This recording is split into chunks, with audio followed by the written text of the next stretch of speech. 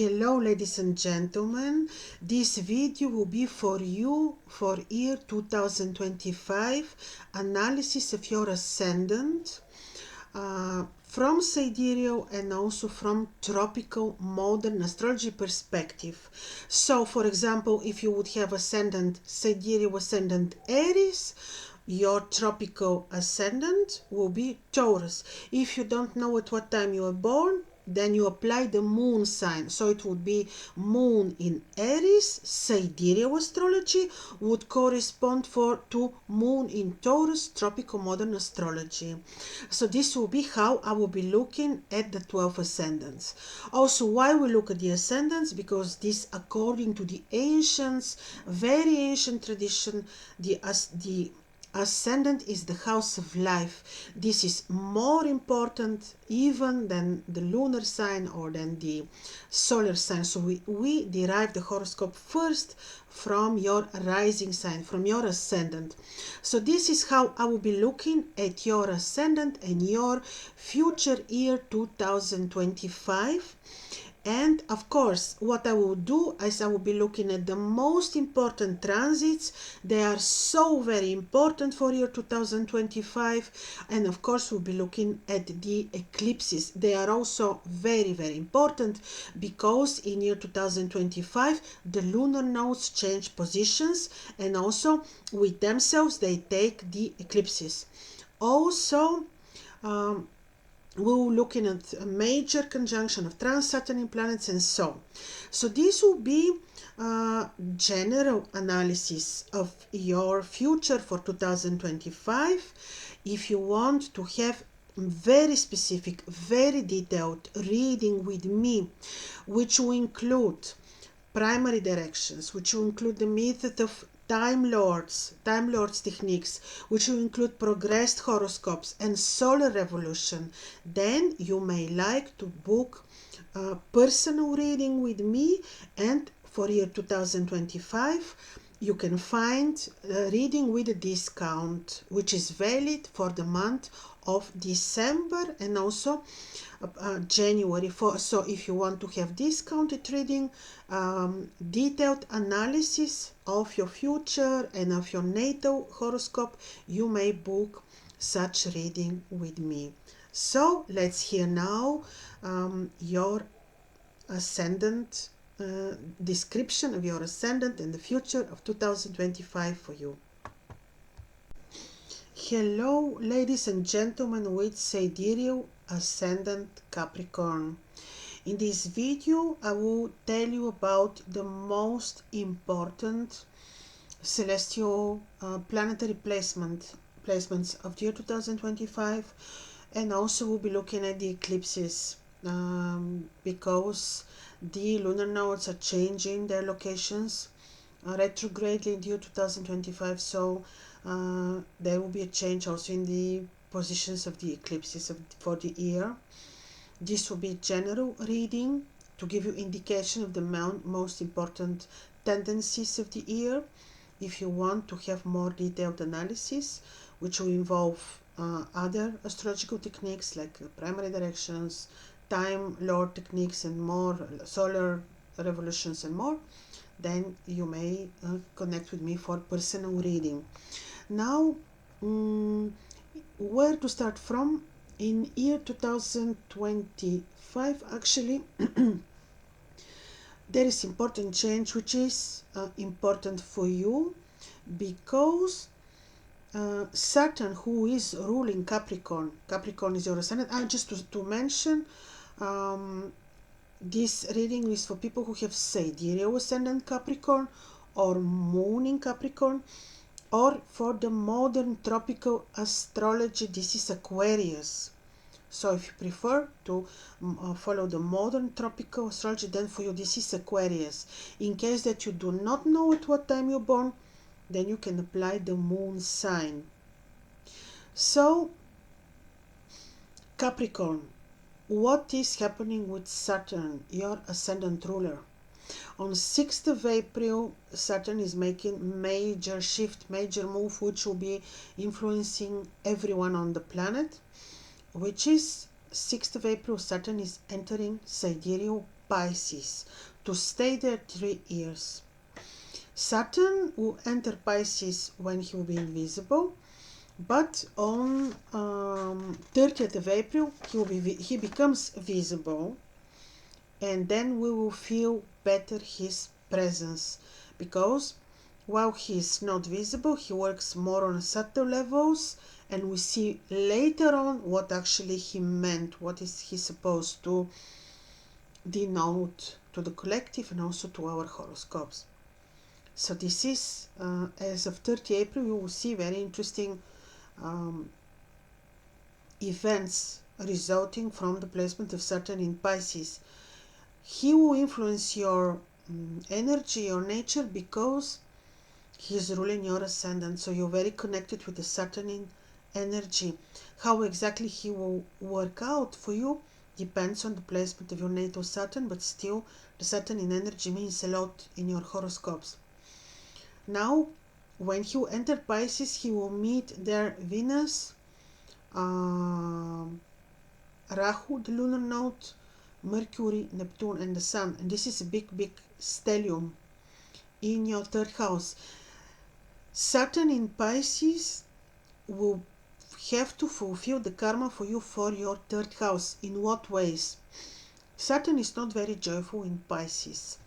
This is the watery energy, the feminine energy of Pisces, very different than the energy of Saturn. So he will work more on subtle levels, on your emotions most probably.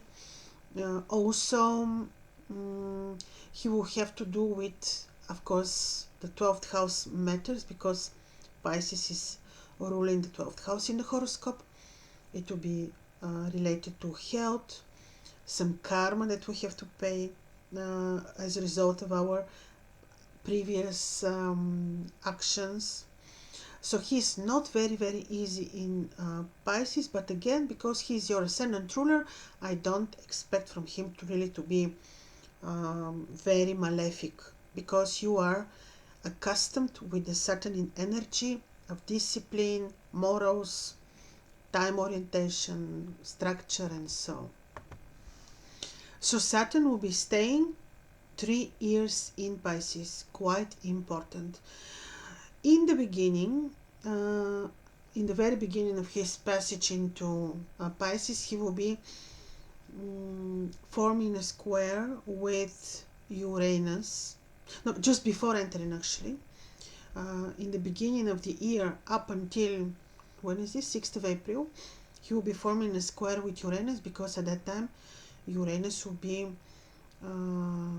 in your 5th house, because Uranus entered your 5th house on 18th of June of 2024 to stay there 7 years. So there will be a square. This is a little bit of tension, and in which area of your life? This is involving the 2nd and the 5th house. This is gains, finances, creative knowledge, communication with children. So this is a little bit of malefic influence. Later, when Saturn will enter Pisces, the aspect between Saturn and Uranus will be sextile, and this is better. So, another important detail about Saturn, and later on we'll follow some timeline to look at the other planets too. On 12th of July, Saturn and Neptune form exact conjunction in Pisces. This exact conjunction happens while they are stationary, and also they receive sextile from Pluto. And this is very important, because historically I checked when we had such conjunctions between Neptune and Saturn. We always had important changes, especially changes related to the social systems on Earth.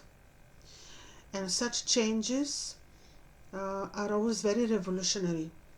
And this happens to be your 3rd house. Therefore, as of July or mid-July, there could be important changes related to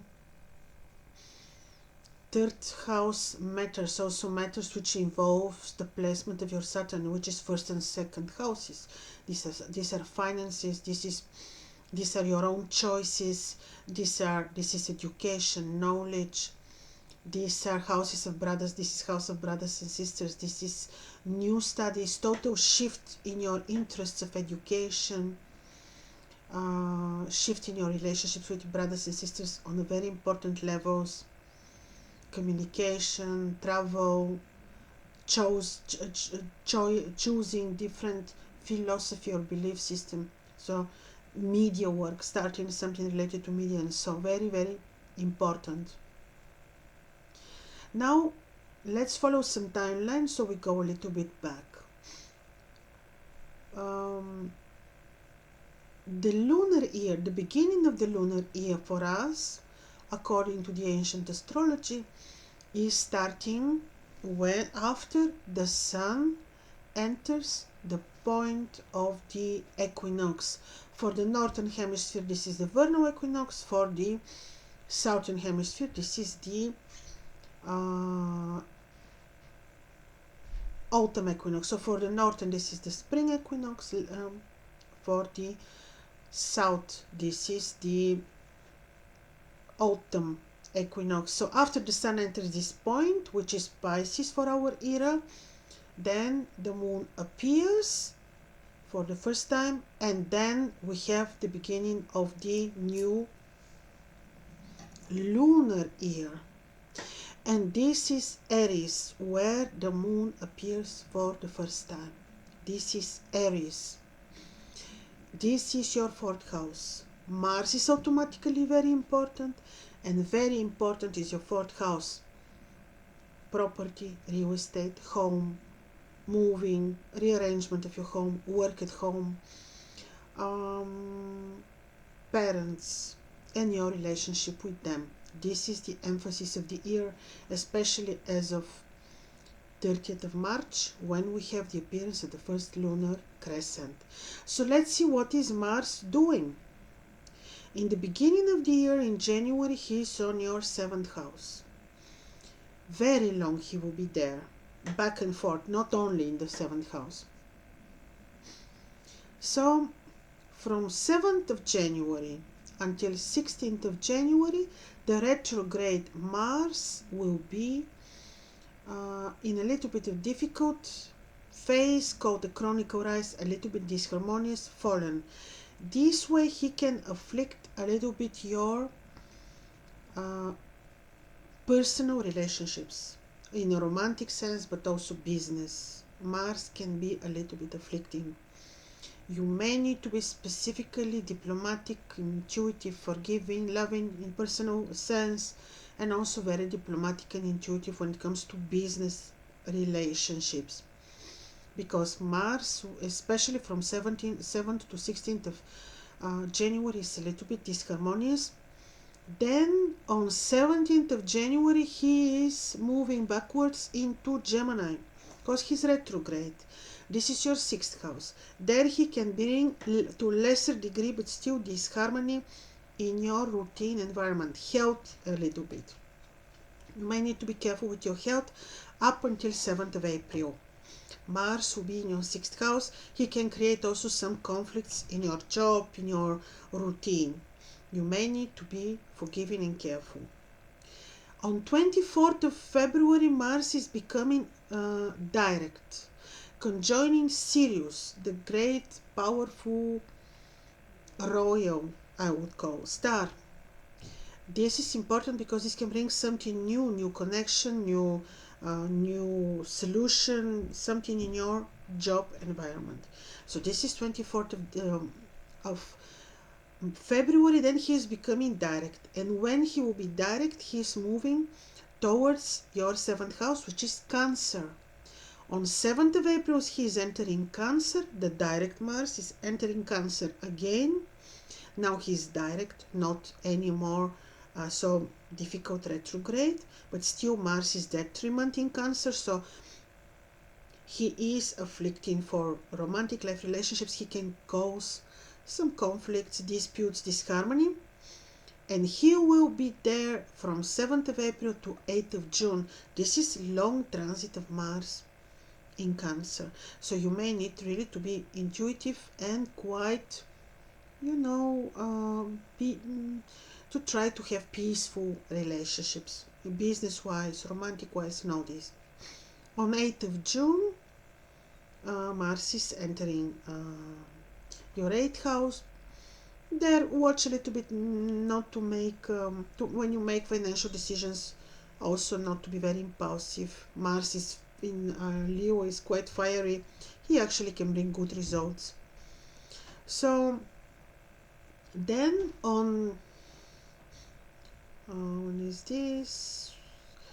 On 8th, 9th of August, he is leaving, Leo, and then he's coming on your 9th house to trine your Ascendant. This is good drive to study, to study, to travel. But on 30th of July, when he is entering Virgo, I said, especially on 9th of August, Mars is making opposition to Neptune and Saturn. This is a little bit a tension point, so when you travel, you have to be very careful. And this is briefly about Mars, and especially his key position, that you need to be a little bit more careful for the year 2025. Then Jupiter. I told you about Saturn. Since he's your ascendant ruler, he's so important. On 19th of May, Jupiter is leaving your 5th house. He is there almost 1 year already. He's not so very powerful in Taurus, but still he's blessing your children, creative activities, even gains. Yes, he receives square from Saturn, but still I believe that he was also capable, and he still is in Taurus, to bless your muse and help you in some creative activities or gains, but not without the discipline and the hard work which Saturn is imposing, because they are in a square relationship, which is not very easy aspect in astrology. So 19th of May, Jupiter is leaving and is entering actually Gemini. And in the summer, Saturn and Jupiter again are going to make a square. This can involve a little bit of, again, need of hard work, discipline, especially in your routine work environment, especially when it comes to finances and so on. On 6th of June, Jupiter becomes invisible, and he will be invisible. Invisible means you really don't see him on the sky. He's coming in too close proximity to the sun, and it's hiding in the rays of the sun. So until 14th of July, we will not be able to see Jupiter, and he will not be so much blessing your 6th house, where he is not very strong because he's fallen, but still he will bless your health, routine, job. He will help you resolve some conflicts and so. But on 14th of July, he can bless these matters in your life again. So this is something very, very good. So he will be 1 year in your 6th house, and later again in the spring of 2026, he will enter your 7th house exalted, and this is it will be a very good time for you. So this is briefly about them. Now, mentioning this, also, I told you 7 years you will have Uranus on your 5th house.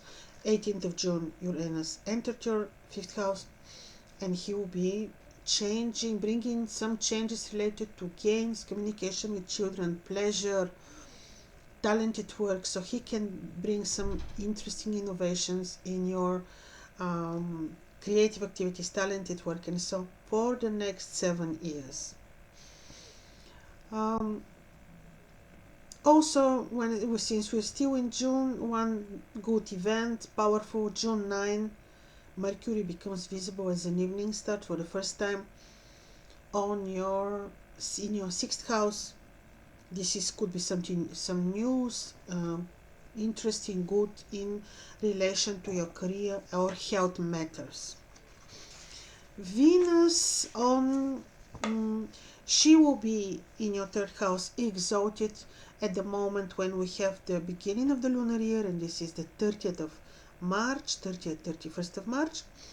But on 18th of April, she will be particularly powerful, and she will make conjunction with invisible Saturn, Neptune, and Mercury, and this is again great importance on your third house, which especially after July, like I mentioned to you, can have very important impact on your travel, on your communication plans, on your trade, work, business, philosophical studies, education, and so on. On 1st of June, Venus is entering Aries, your fourth house. She's there fallen, but she can bring blessing to your home, but she's not very much supporting career, but she's also never afflicting. This is Venus. On 30th of June, she's entering Taurus, very, very powerful. She will meet Uranus there. She will form an exact conjunction with Uranus, and this can be something very innovative, positive for your creative activities. Can bring amazing news to create something new, or to study something new, and so on. On 3rd of November, she's entering Libra. Until 27th of November, she will be very positive for your career, for your work environment. So these are the aspects which I found to be most important for your horoscope. And then we should not be missing the eclipses. The eclipses of 2025 are 4, and they will be happening on 2 important axes. This is the axis of Virgo, Pisces, and Leo, Aquarius. On 30th of April, the lunar nodes which are moving backwards are entering Leo, Aquarius. Ketu, the tail of the dragon, is entering Leo, and Rahu, the head of the dragon, is entering Aquarius. This way also the eclipses are moving into this axis, to emphasize on this axis in a way to bring changes there, because the eclipses are always portals for change. Maybe not immediately, but after some time, yes. That's why I advise, when we have the eclipse portal, which is always portal of 2 eclipses, you have lunar and solar, which usually, not 100%, but usually happen one after another with a distance of almost 2 weeks. So if you have, let's say, now we will have 2 eclipses in March. We have the lunar eclipse happening on the 15th of March, and then we have the solar eclipse happening on the 29th of March. Emphasizing on your axis of education, travel, connections, and on money. So these are the areas which will undergo some changes. Therefore, like 2 weeks before eclipses corridor and 2 weeks after, make sure that you don't do so much, because you will see where the energies of the eclipses will bring you, what the universe will show you after the eclipses are over. So the whole month of March is a little bit a month of attention. When you travel, be careful. Especially don't travel on the days of the eclipses, 15th March, 29th March, because I have bad experience with this, and I know from so many people which have had difficult experiences during eclipses, and with you in particular. You have eclipse in March taking place on the axis of 39 houses, so be a little bit careful. Then the second eclipse portal is in September, 7th September the lunar, and 21st September solar. Again, especially the second one is involving your axis of education, study, travel, communication, commerce. So wait a little bit. If you have to travel, try not to do it on the 21st of September, 22nd, 20th. Especially these are days of attention. So the whole month of September is also a month of attention, when you have to make important decisions, financial, new ideas. Wait a little bit, because after the eclipses are over, You will see how you have received signs from the universe, information, intuitive decisions, and you will know what to do. So I think these were the most important planetary moments for the year 2025. I wish you all the best, and see you soon. Bye bye.